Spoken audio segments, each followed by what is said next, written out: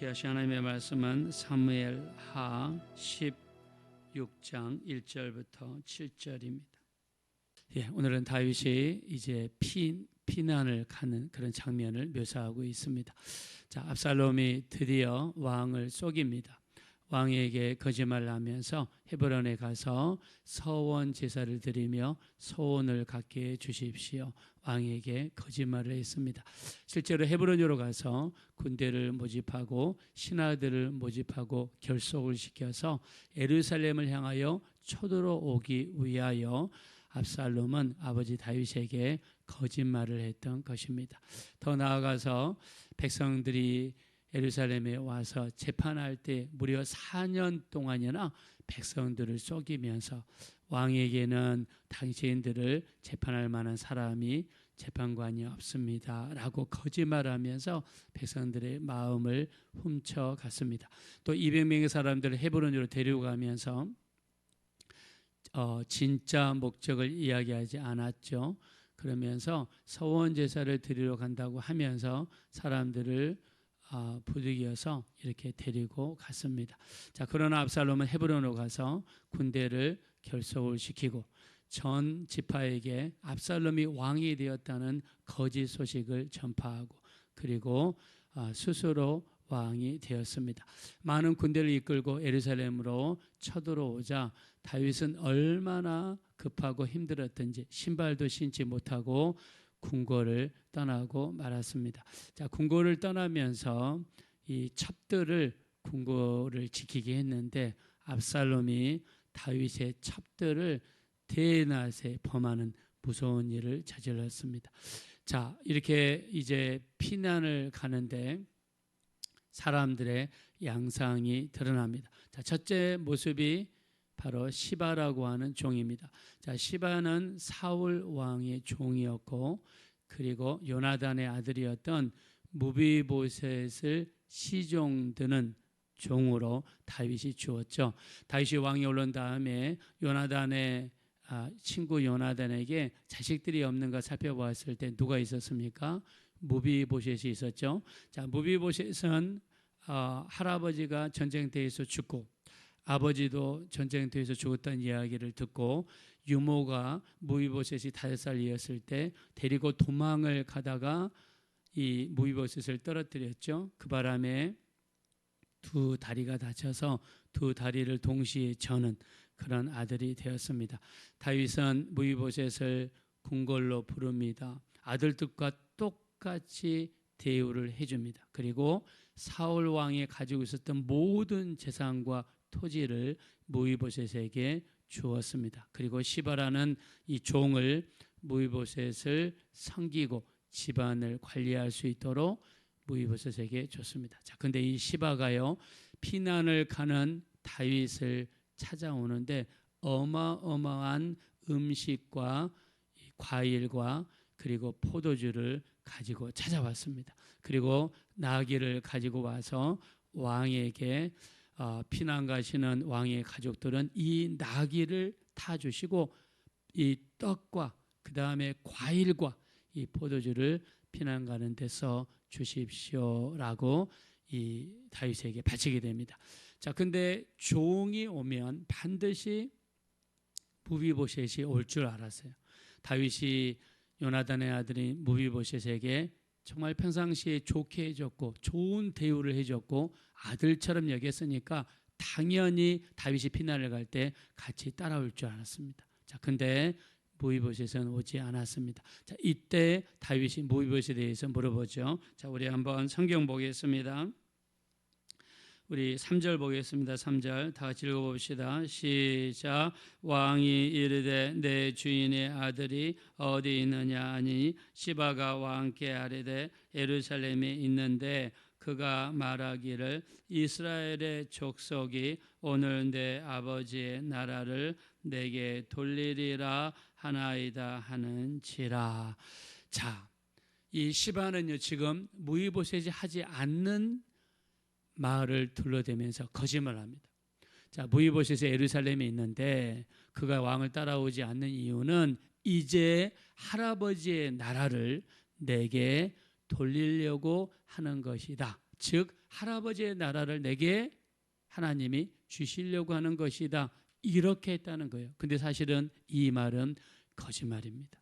이 말은 시바라고 하는 이 종이 이 주인에게 덮어가지고 오지 않는 이유를 그렇게 거짓말로서 덮어버린 것입니다. 전쟁이 끝난 다음에 나중에 이 무비보셋을 다윗이 부르죠. 왜 너는 나를 따라오지 않았느냐? 나와 함께 동행하지 않았느냐? 물어볼 때 무비보셋이 자기는 왕이 돌아올 때까지 예루살렘을 지키려고 했습니다 라고 이야기하면서 추워도 무슨 다른 마음이 없었습니다 라고 하면서 내게 주신 재산 하나도 필요 없으니까 다 저 시바에게 주십시오 라고 하면서 자기의 결백함을 나중에 이야기합니다. 나중에 시바의 거짓말이 드러나게 되고 그리고 그 사울 왕의 전체 재산의 반절을 다시 무비보셋에게 돌려주는 이런 일이 있죠. 자, 시바는요 앞으로 무슨 일이 일어날지 아무것도 알지 못하고 당장의 눈앞에 있는 자기 이익만을 위해서 나섰던 이런 사람이 바로 시바인 것을 알 수가 있습니다. 자, 근데 시바보다 더 무서운 사람이 있습니다. 이 사람은 시므이입니다. 시므이는요 베냐민 지파 사람입니다. 사울 왕이 베냐민 지파지요. 자, 그래서 다윗이 피난 갈 때 어떻게 하느냐? 따라가면서 저주하고 돌을 던지고 발로 차서 먼지를 왕에게 가게 하고 계속해서 따라오면서 저주를 하는데 어떻게 저주합니까? 자, 우리 한번 성경 보겠습니다. 우리 5절 보겠습니다. 5절 시작. 다윗 왕이 바후림의 이름에 거기서 사울의 친족한 사람이 나오니 게라의 아들이요 이름은 시므이라. 그가 나오면서 계속하여 저주하고. 자, 계속해서 저주합니다. 자, 6절 보겠습니다. 시작. 또 다윗과 다윗 왕의 모든 신하들을 향하여 돌을 던지니 그때의 모든 백성과 용사들은 다 왕의 좌우에 있었더라. 자, 이 사람이 저주하면서 돌을 던지는데 이 왕의 신하들과 군사들이 다윗을 보호하기 위해서 양쪽으로 섰습니다. 자, 그러면서 무슨 말을 하느냐? 7절 보겠습니다. 시작. 시므이가 저주하는 가운데 이와 같이 말하니라. 피를 흘린 자여 사악한 자여 가거라 가거라 라고 하면서 따라가면서 피 흘린 자여 사악한 자여 가거라 가거라 합니다.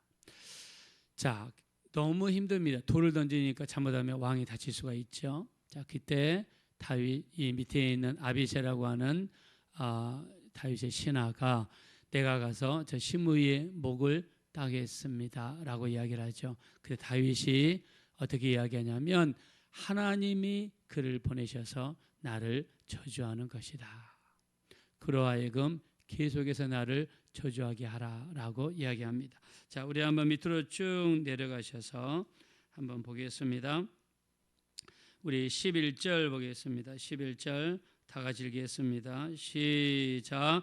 또 다윗이 아비새와 모든 신하들에게 이르되 내 몸에서 난 아들도 내 생명을 해하려 하거든 하물며 이 베냐민 사람이랴.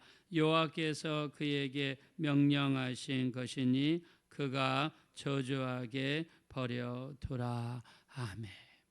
다윗은요 자기가 받는 이 고난 속에서 하나님의 뜻을 찾으려고 노력한 사람입니다.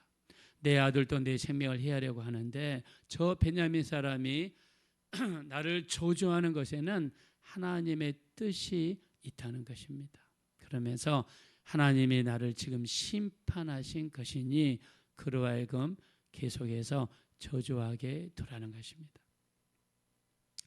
나중에 이 다윗이 예루살렘에 복귀하고 나서도 이 시므이에 대한 안건이 올라왔습니다. 왕에게 저주하고 돌을 던지고 따라오면서 저주했던 이 사람을 어떻게 할까요? 다윗은 이 사람을 죽이지 않고 내버려 두라고 이야기합니다. 자, 다윗은 이 사람을 살려줬습니다. 자, 그러나 다윗이 죽을 때에 솔로몬에게 유언을 남기죠. 이 사람을 주의해서 보라는 것입니다. 주목하라는 것. 아마 주목하라는 걸로 봐서 시므이라고 하는 사람이 굉장히 영향력이 있었던 것 같습니다. 지금으로 치면 여당에 비견되는 야당 정도의 아마 힘을 가지고 있었던 것 같아요. 그래서 솔로몬이 계속해서 이 사람을 주목하면서 한 가지 조건을 내거든요. 어떤 조건을 내거느냐? 너는 어떤 일이 있어도 예루살렘을 떠나서는 안 된다라는 조건을 줘요. 자, 시간이 많이 흐릅니다. 이 시므이의 종 중에 한 사람이 가드 지방으로 도망을 갑니다. 이때 종을 잡기 위해서 밑에 있는 지방 사람들을 데리고 시므이가 예루살렘을 떠나 가드 지방까지 가서 종을 잡아가지고 오는 사건이 발생합니다. 이때 솔로몬이 그 이야기를 듣고 나서 내가 너에게 예루살렘을 떠나지 말라고 그랬는데 예루살렘을 떠났으므로 너를 죽이노라 하면서 시므이를 심판하는 일이 나중에 성경에 나오게 됩니다. 자, 다윗은요, 이 고난 속에서도 하나님의 뜻을 분별하라고 노력했습니다. 시므이가 단순히 자기를 저주하는 것이 아니라 하나님께서 만드신 환경이라는 거예요. 하나님이 이 환경 가운데서 나를 깨닫게 하고 나를 낮추시고 내 자신을 돌아보게 하시려는 하나님의 뜻이 있다는 것을 다윗은 깨닫게 됩니다. 실제로 다윗은요, 밧세바를 범하고 나서부터 계속해서 영적으로 내리막길을 걸었습니다. 기도가 사라지고요, 하나님께 묻는 습관이 사라졌습니다. 자, 다윗 자기 집에 어떤 일이 발생했을 때, 예를 들면 압살롬이 암논을 죽였습니다. 자, 그 가운데서 하나님의 뜻을 묻기 위한 기도라든가 제사는 전혀 발견하지 못했습니다. 오히려 막 나가는 압살롬을 불러다가 훈계를 하고, 자식 간에 살인이 벌어졌으면 여러분 큰일 아닌가요? 자식을 불러다가 훈계를 하고 돌이킬 수 있도록 하나님께 회개할 수 있도록 이끌어야 되는데 다윗은 그런 노력, 스스로의 자정작용이 완전히 사라졌습니다.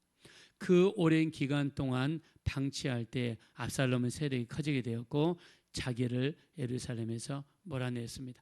자, 이렇게 큰 고난이 닥치고 시바가 자기를 앞에 나타나 거짓말을 하고 시므이가 따라오면서 저주할 때 정신이 바짝 들었습니다. 그러면서 드디어 하나님을 찾고 고난 가운데서 말씀하시는 하나님의 뜻을 분별하기 시작했습니다. 자, 우리가 잘 나갈 때는요, 잘못하면 내리막길을 걸을 수 있습니다. 그러나 하나님께서는 그런 우리를 깨닫기 위해서 사용하는 방법이 있는데 고난, 징계, 환난이라는 것을 통해서 우리를 깨닫게 하시고 높아진 마음을 낮추게 하시고 기도하지 않았던 사람이 기도하게 만들고 읽지 않았던 성경으로 돌아오게 하십니다. 히브리서 12장 8절을 보니까 징계는 다 받는 것이오늘 만일 너에게 없으면 사생자여 참 아들이 아니니라 그랬습니다. 요셉은 13년이라는 기간 동안 큰 고난을 받았습니다. 그리고 형들이 애국까지 찾아와서 이렇게 곡식을 구했습니다. 아버지 야곱이 돌아가시자 형들이 다 요셉 앞에 와가지고 무릎을 꿇으면서 아버지가 우리를 돌보게 하라고 했다는 거짓 유언까지 하면서 둘러댔죠. 그때 요셉이 이렇게 이야기합니다. 우리 창세기 50장 20절에 당신들은 나를 헤아려 하였으나 하나님은 그것을 선유로 바꾸사 이 백성들의 생명을 구하려 하셨나이다 하면서 자기에게 고난을 하러 가신 하나님의 뜻이 이런 것이었다는 것을 형들 앞에서 고백했습니다. 욥도 마찬가지입니다. 욥도 수많은 고난을 받습니다. 근데 그 고난 속에 하나님의 뜻이 있음을 그는 고백하죠. 욥기서 42장 2절을 보니까 하나님께서는 못하실 일이 없으시며 못 이루실 계획이 없다는 것을 깨닫게 되었다라고 욥은 고백했습니다. 욥의 고난 속에도 하나님의 뜻이 있었고 요셉의 고난 속에도 하나님의 뜻이 있었습니다. 우리의 고난 속에도 하나님의 뜻이 있는 줄로 믿습니다. 그러므로 고난은요 우리에게 유익입니다. 우리 시편 119편 71절에 고난 당하는 것이 내게 유익이라 내가 이로 말미암아 주의 율례를 배우게 되었나이다. 할렐루야. 자, 고난이 유익이라는 것입니다. 왜요? 그전에는 하나님 말씀에 불순종하고 내 뜻과 내 고집대로 살았으나 고난을 받고 나서 하나님 말씀에 순종하는 사람으로 돌아오게 되었다는 것입니다. 자, 우리 예수님도 마찬가지죠. 히브리서 5장 8절과 9절입니다. 그가 아들이시면서도 받으신 고난으로 말미암아 순종하심을 배워 온전하게 되셨은즉 그랬습니다. 예수님도 받으신 고난으로 온전하게 되었다라고 이야기했어요. 이게 바로 성경에서 이야기하신 순종입니다. 그러므로 우리가 환난을 당할 때 어떻게 해야 됩니까? 우리 로마서 5장 3절과 4절에 보니까 환난 중에 즐거워하나니 환난은 인내를 인내는 연단을 연단은 소망을 이루는 줄 알미니라 그랬습니다. 환난 중에는 즐거워라는 것입니다. 환난 중에는 고난 중에는 핍박 중에는 어떤 일이 있어도 불평과 원망을 해서는 안 된다는 것입니다. 왜요? 자, 우리 환난은 인내를 만들어내고 인내는 소망을 만들어냅니다. 자, 어떤 소망입니까? 로마서 8장 18절에 보니까 생각건대 현재 고난은 장차 다가올 소망과 상급과 좋게 비교할 수 없도다 그랬습니다. 우리가 받는 현재의 고난은 다가올 영광과 좋게 비교할 수 없습니다. 우리가 이 땅에서 받는 고난, 환난, 핍박, 어려움은요 장차 다가올 영광과 좋게 비교할 수 없습니다. 바울은 이렇게 이야기합니다. 하나님을 사랑하는 자, 그 뜻대로 부르심을 입은 자들에게는 모든 것이 합력하여 선을 이루게 된다라고 고백했습니다. 우리에게 이 다가오는 현재의 고난과 힘든 일과 어려운 일은 모든 것을 합력하여 선을 이루는 재료로 쓰인다고 말씀했습니다. 우리 한번 믿으면 다 같이 아멘 하겠습니다. 자, 이 우리에게 다가오는 환난 모든 것이 합력하여 선을 이루는 도구가 되시는 거예요. 자, 그러므로 하나님은 우리가 감당할 이상의 시험을 허락지 아니하시죠. 우리 고린도전서 10장 13절입니다. 사람이 감당할 시험 밖에는 당한 것이 없나니 오직 하나님은 미쁘시사 감당할 이상의 시험 당함을 허락지 아니하시고 우리가 시험 당할 즈음에 피할 길을 내사 등이 감당하게 하시느니라라고 말씀하여 주셨습니다. 자, 우리에게 있는 시험을 성경에서는 불시험이라고 이야기합니다. 우리 베드로전서 4장 12절 13절에 보니까 사랑하는 자들아 너희를 연단하려고 오는 불시험을 이상한 일 당하는 것 같이 이상히 여기지 말고 오직 그리스도의 고난에 참여하는 것으로 즐거워하라 그랬습니다. 자, 우리가 받는 시험, 우리가 받는 환난, 고난 이런 것들을 성경에서는 우리를 연단하려고 오는 불시험이다. 자, 이 불시험이라고 그랬는데 이거는 예수님의 고난에 동참하는 것이다 라고 이야기했습니다. 다윗은요 복음을 증거하면서 수많은 핍박과 어려움을 받았습니다. 그는 이렇게 이야기합니다. 골로새서 1장 24절에 내가 너희를 위하여 받는 괴로움을 기뻐하고 그리스도의 남은 고난을 그의 몸된 교회를 위하여 내 육체에 채우노라 그랬습니다. 그는 이 땅에서 너희를 위하여 받는 괴로움을 기뻐한다 그랬습니다. 그리고 그리스도의 남은 고난을 그의 몸된 교회를 위하여 내 몸에 채운다라고 이야기했습니다.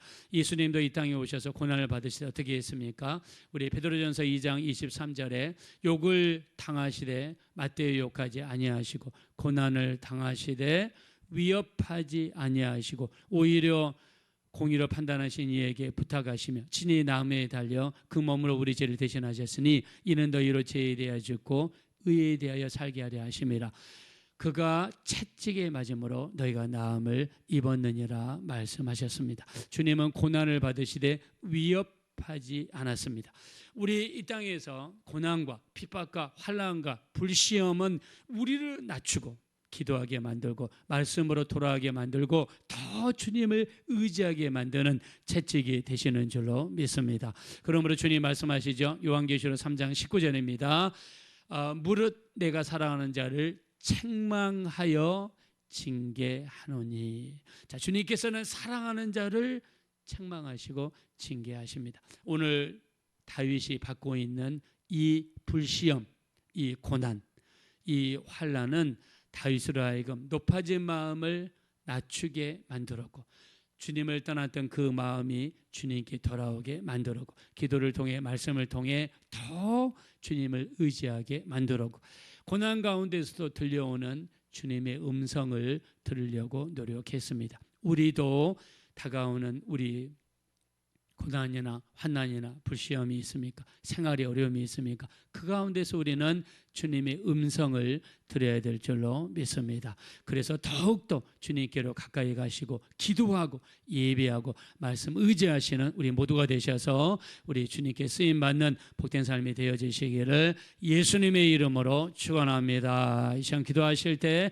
우리에게 있는 불시험, 우리를 연단하려고 하는 불시험을 이상한 일 당하는 같이 이상히 여기지 말고 오직 그리스도의 고난에 참여하는 것으로 기뻐하라 즐거워하라 말씀했습니다. 우리의 마지막 때 우리에게 있는 징계라든가 환난 어려움이 있다면 그 속에서도 더 주님을 의지하고 더 기도하고 더 말씀을 붙잡을 수 있는 그 속에서도 주님의 음성을 들으려고 노력할 수 있는 그리하여 더욱더 낮아지고 더 주님을 의지하는 우리가 되게 도와주십시오. 우리 합심으로 간절히 기도하겠습니다.